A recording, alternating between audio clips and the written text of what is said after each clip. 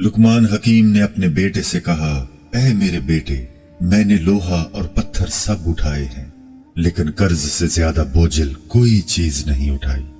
मैंने पाकीज़ा चीजें खाई हैं और अच्छे हालात भी देखे हैं, लेकिन आफियत, आजमाइश से दूरी से ज्यादा लजीज चीज नहीं पाई, और लोगों की तरफ अपनी जरूरतें ले जाने से ज्यादा तल्ख किसी चीज को नहीं पाया।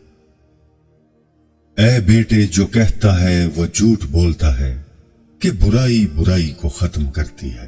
अगर वो अपने इस कौल में सच्चा है तो वो दो मुकामात पर आग जलाकर देखे कि आया एक जगह दूसरी जगह की आग को बुझाने में किस कदर मदद करती है।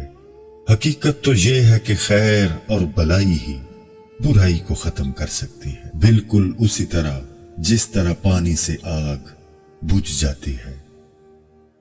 ऐ बेटे, अगर किसी को दोस्त बनाना चाहता है तो दोस्त बनाने से कबल उसे गुस्सा दिला, और अगर वो गुस्सा में इतदाल का रवैया इख्तियार करे तो फिर उसे दोस्त बना, वरना दोस्ती से गुरेज कर। सफर में अपनी सवारी पर इतमाद न कर, जब मंजिल करीब आ जाए तो अपनी सवारी से उतर जा।